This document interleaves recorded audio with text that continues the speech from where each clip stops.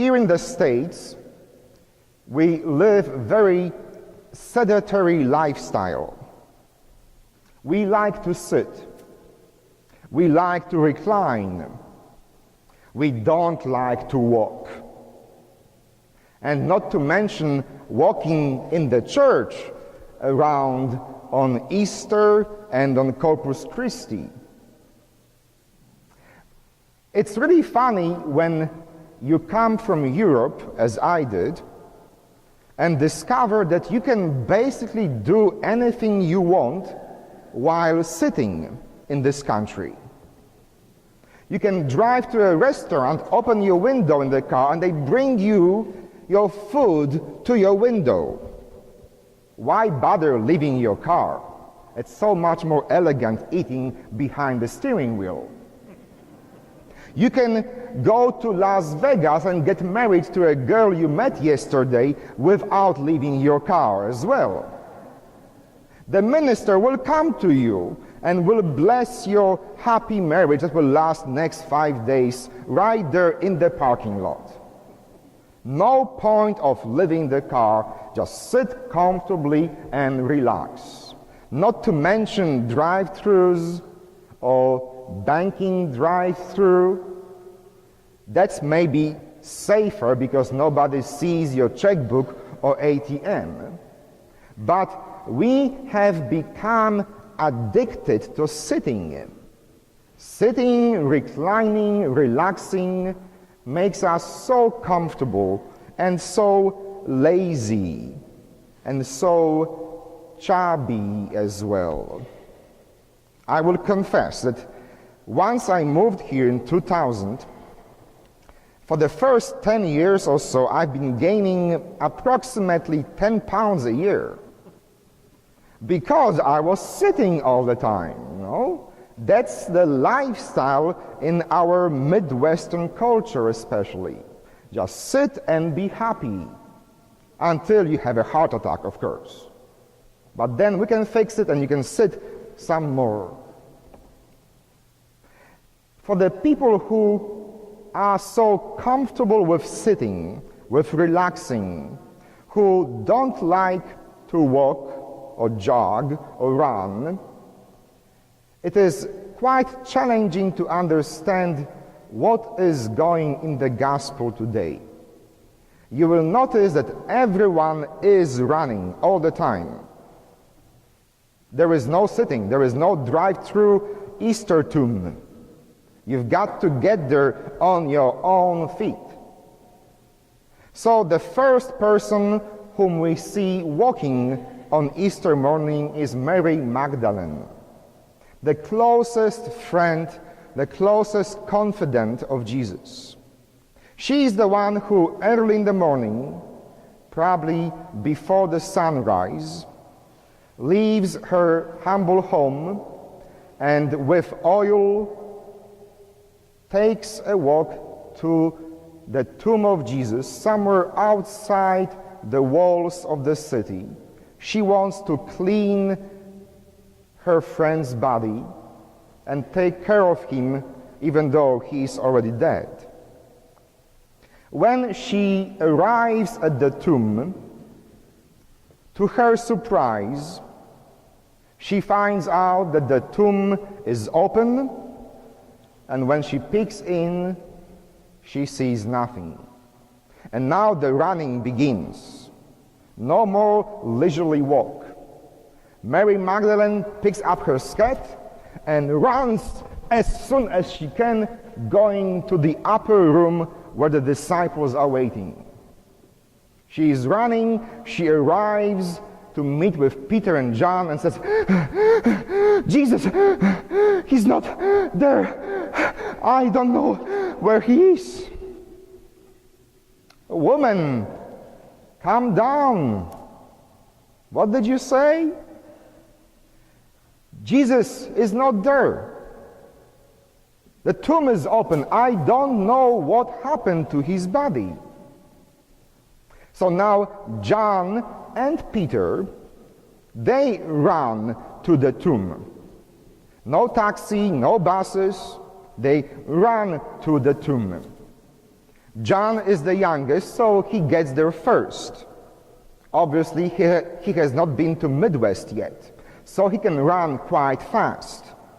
He arrives at the tomb, and out of respect for Peter, he sits outside.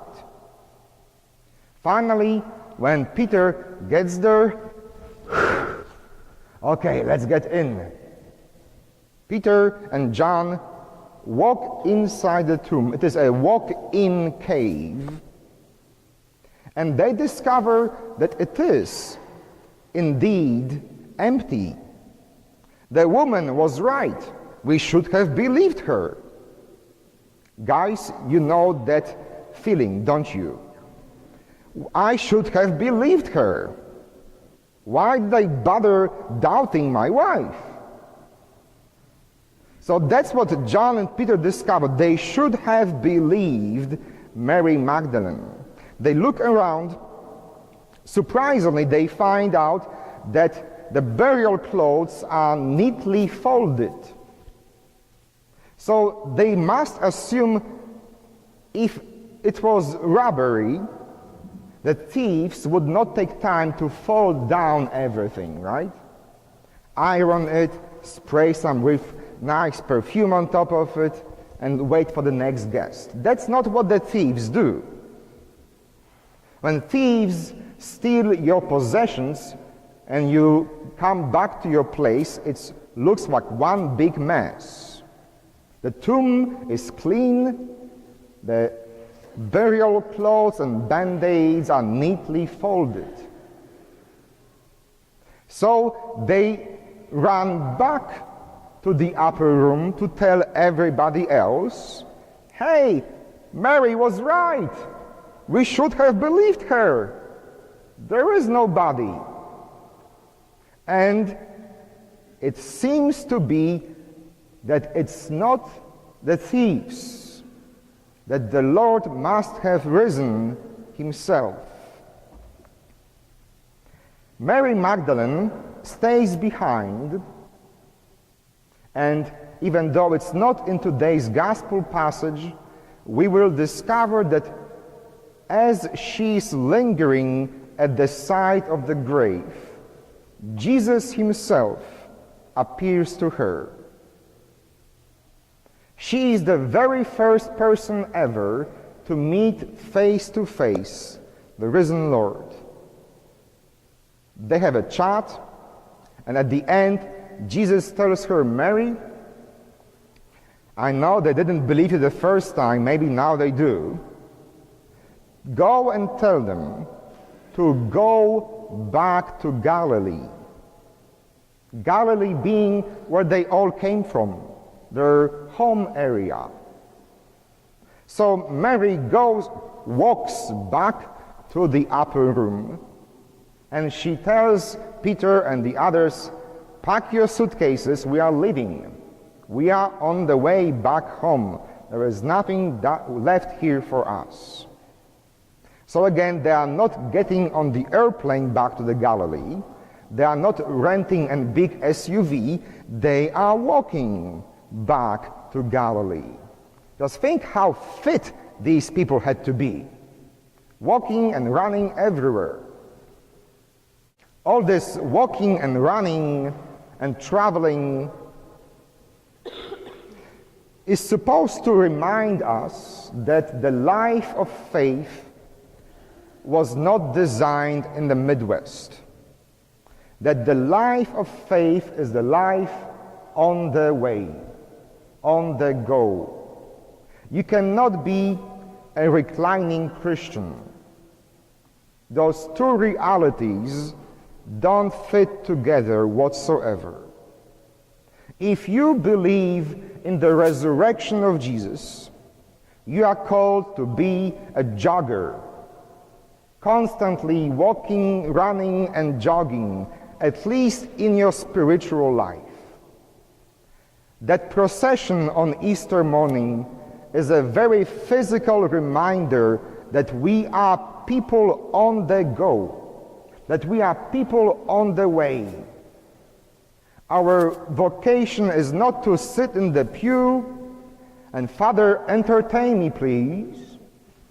Our call is to be people going out of our comfort zones, going out of our churches, and giving witness to what we have experienced here in the church and otherwise in your life of prayer. Sometimes it is challenging. Sometimes we say, I am too modest, I am too shy. You think that Mary Magdalene or Peter were extroverts, having no issues talking to people about their faith? Of course. None of them had any education. There were simple fishermen, there were women who were housewives, who had no college degrees whatsoever, and yet they go out. They run to tell others what they have experienced. Just a few days ago, last Monday actually, our Jewish sisters and brothers celebrated their Passover meal, the Seder. Monday was the last day of the Passover. And if you ever go to a Jewish Seder meal, you will notice that they eat strange things. One of those strange things is a very interesting bread. Have you seen the Jewish Passover bread? It's very crunchy. There is no yeast in it. It's dry, kind of salty. It's almost like our communion bread.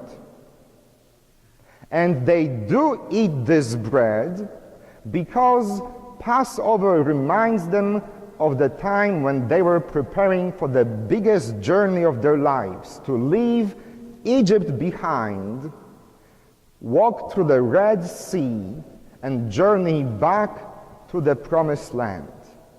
That dry, crunchy, without yeast bread reminds Jews until today that they are people on the go, that they live their faith as people traveling, as a pilgrim nation.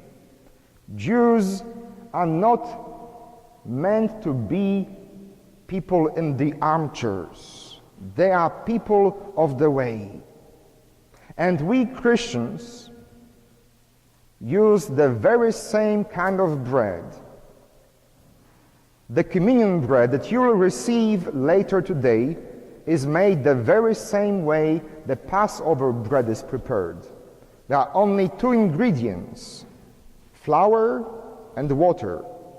That's it. Why did Jews prepare such a simple bread? Wouldn't it be nice to have Panera bread in your backpack on your way to Promised Land? Yes, it would be. But Panera bread or any bread with yeast would not survive more than 3 or 4 or 5 days.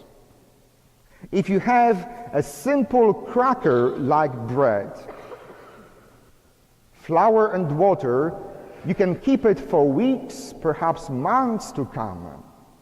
It will not be very tasty, but it will sustain you on the journey. That Holy Communion, which we receive at each Mass, reminds us that we are people on the journey, that we are called to go out, to run, like Mary Magdalene, John and Peter and everybody else who experienced Jesus, the resurrected Lord. Look at Paul. He spent all his life traveling from place to the next one because he could not be a drive-through preacher. As you come to communion today, remember that this bread you receive is a bread for your journey. It's not a drive-through church. Maybe we would have more parishioners, but we are not meant as Christians and as Catholics to spend our lives sitting comfortably behind our steering wheel. We are meant to be spiritual joggers. We are meant to be walkers in faith. Take this bread that we believe is the presence of Christ, and with the risen Lord, journey through your life.